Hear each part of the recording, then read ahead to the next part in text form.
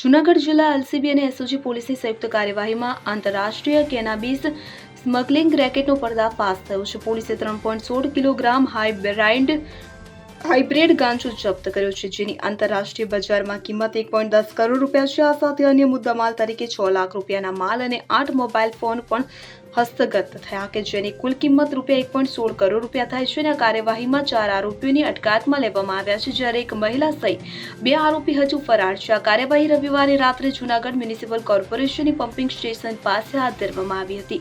મળી આવતી જાણકારી મુજબ આ ગાંજો થાઇલેન્ડથી અમદાવાદ એરપોર્ટ દ્વારા સ્મગલ કરીને લાવવામાં આવ્યો હતો. મુખ્ય આરોપી શેરબાનુ મોહમ્મદ રફીક નગાણીએ ગત 27 ઓક્ટોબરે અમદાવાદ પહોંચ્યા પછી જૂનાગઢના ઝઝારદા ક્રોસ રોડ પાસેના હોટેલમાં રોકાઈ હતી. તેમણે 3 પેકેજ ગાંજા આરોપીઓને વેચાણ માટે સોંપ્યા અને એક પેકેટ પોતાની પાસે રાખી રાજકોટ તરફ નીકળી ગયા. આરોપીઓ મંદરડા તરફથી જૂનાગઢ તરફ આવતા હતા અને ખરીદદારોની શોધમાં હતા. જપ્ત થયેલો ગાંજો ટોયોટા ગ્લાન્ઝા કારમાં રેક્ઝિનની બેગમાં છુપાવીને લાવવામાં આવ્યો હતો. પોલીસે અટકાયત કરેલા આરોપીઓમાં ધવલ કાળુ ભરાડ, હુસેન નાસિર તુર્ક અને મુઝાહિદ્દીન ખાન, રિયાઝ ખાન, યુસુફ ઝાઈ અને જહાંગીર શાહ, રઝાક શાહ સામદારનો સમાવેશ થાય છે. આરોપીઓ વિવિધ વ્યવસાયો સાથે જોડાયેલા છે. 3 ઓનલાઈન પેમેન્ટ સર્વિસમાં કામ કરે છે, જ્યારે હુસેન સ્ક્રેપ વેપારી છે. પૂછપરછમાં આરોપીઓએ ભવનાથ ક્ષેત્રમાં વેચાણ અર્થે આવ્યા હોવાનું સ્વીકાર્યું છે.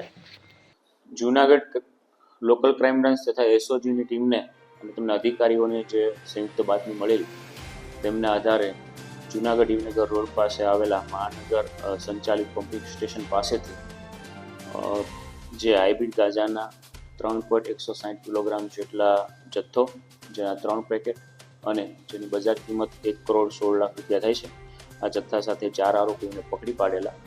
જે એલસીબી અને એસઓજીની ટીમને જે બાતમી મળેલી તેમાં મુજાહિદ્દીન રિયાઝ ખાન પઠાણ, જહાંગીર રઝાક શાહ શામદાર તથા હુસેન નાસિર પઠાણ આ ત્રણેય જૂનાગઢના. અન્ય આરોપી ધવલ કાળુભાઈ વરાડ જે વિસાવદરનો વ્હાઇટ કલરની ટોયોટા ગ્લાન્ઝા કાર GJ11DB 80 નંબરવાળી ગેરકાયદેસર રીતે પ્રતિબંધિત હાઇબ્રિડ ગાંજો લઈને નીકળેલ હોય તથા અલગ અલગ જગ્યાએ ગ્રાહક આના વેચાણ માટે ગ્રાહકો શોધે છે, એ પ્રકારની હકીકત મળતા એલસીબી તથા એસઓજીના અધિકારી પોતાની ટીમ સાથે જઈ અને આમને પૂછપરછ કરતા તેમની ગાડીમાંથી છે આ 3 અલગ અલગ એક ઠેલો મળી આવેલો. જે ઠેલાની તલાશી લેતા તેમાંથી હાઇબ્રિડ ગાંજાના 3 પેકેટ મળી આવેલા.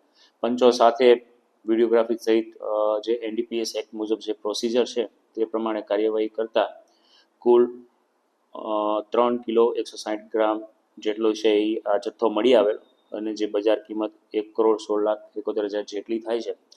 આ આરોપીઓ હાલ જે મુજાહિદ્દીન રિયાઝ ખાન પઠાણ, જહાંગીર શાહ રઝાક શાહ શામદાર, હુસેન નાસિર પઠાણ તથા ધવલ કાળુ વરાડ આ તમામને અટક કરવામાં આવેલા છે.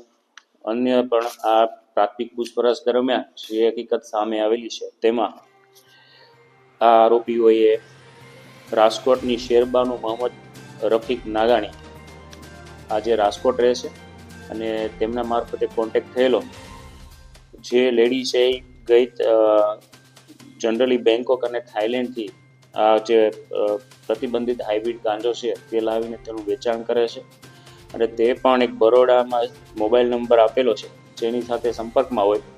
તો ગઈ તારીખ 27/10/25ના રોજ જૂનાગઢ ખાતે ઝાંઝાળા ચોકડી પાસે આવેલી હોટલમાં રોકાયેલી. ત્યારબાદ આ જે આરોપીઓનો સંપર્ક થયેલો અને તેમાં ધવલ કાળુ ભરાડ તથા મોઇન સતાર ખંદા આ ધવલની જે ગ્લાન્ઝા ગાડી છે તે લઈ ગયેલા અને 28/10ના રોજ છે આ અન્ય આરોપીઓ મુજાહિદ્દીન રિયાઝ ખાન પઠાણ તથા જહાંગીર શાહ રઝાક શાહ શામદાર અને હુસેન ઉર્ફે દરબાર નાસિર તુર્ક બેંકોકથી જૂનાગઢ આવેલા. આ આરોપીઓ મૂળ જૂનાગઢના વતની હોય અને આમની જે ગાંજાના 4 પેકેટ હતા તે પૈકી 3 પેકેટની ખરીદી કરેલી. ત્યારબાદ આ લેડીને છે ગોંડલ સુધી મૂકી આવેલા. હાલ આ દિશામાં છે એ ઊંડાણપૂર્વકની તપાસ એલસીબી કરી રહેલ છે. વધુ આ ધવલ, હુસેન, મુજાહિદ્દીન, જહાંગીર શામદાર આ 4 આરોપીઓની ધરપકડ કરેલી છે.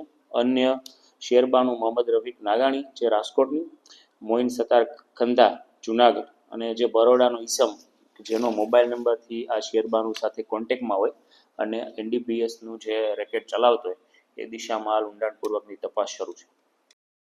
Bureau report CN24 news. હવે જુઓ દેશ દુનિયાની તમામ ખબરો તમારી આંગળીના ટેરવે. ઉઠાવો મોબાઈલ અને Google Play Store પરથી ડાઉનલોડ કરો અમારી CN24 ન્યૂઝ મોબાઈલ એપ.